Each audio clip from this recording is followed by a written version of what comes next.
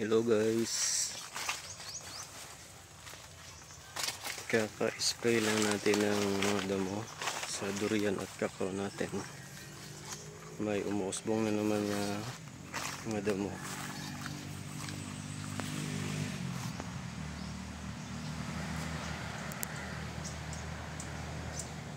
Yan, may bulaklak na naman yung durian natin na puyat.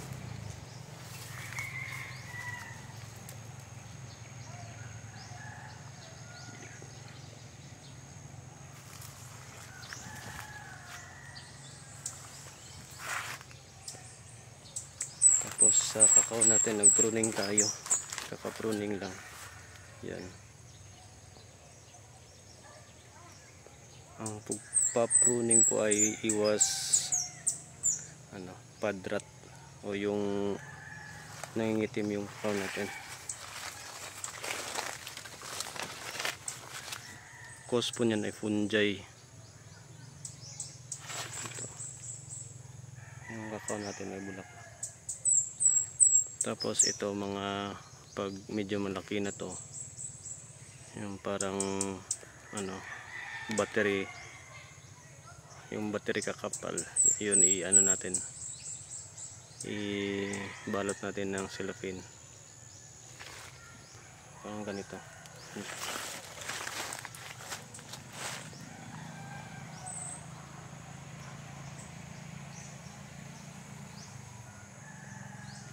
Tapos nag-spray din tayo nito ng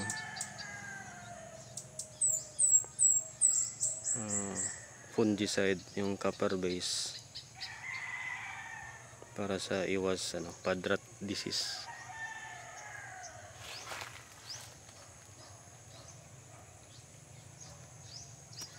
Yan.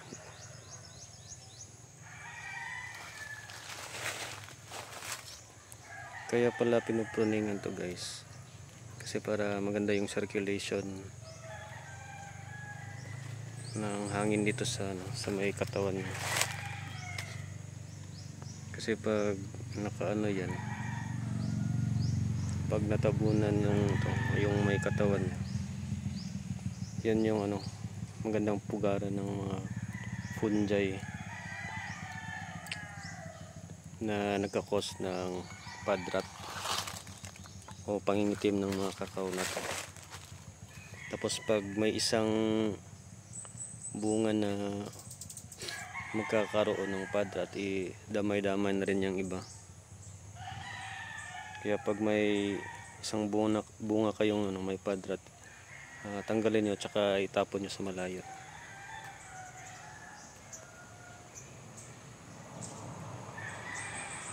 Ayan.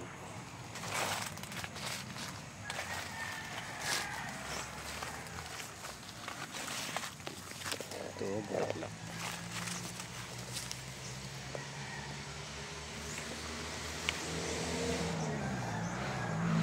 Ito palang duriante guys, may siya, tingnan mo yung dahon, may sakit siya, fungi din to. Yan. Kaya palagi ko itong in-sprayan din ng copper base na fungicide. Dito kasi sa Baguio district, ang klima dito hindi siya palaging mainit.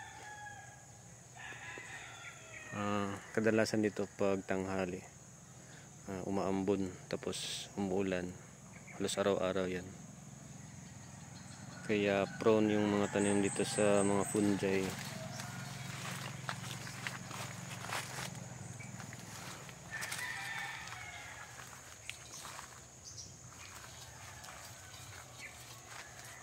Although medyo elevated dito sa mga 600 meters above sea level.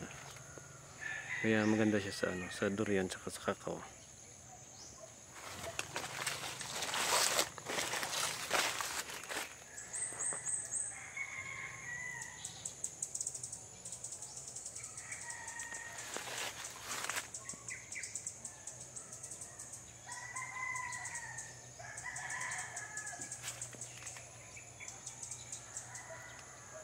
Ito parang 3 years na durian to, puyat.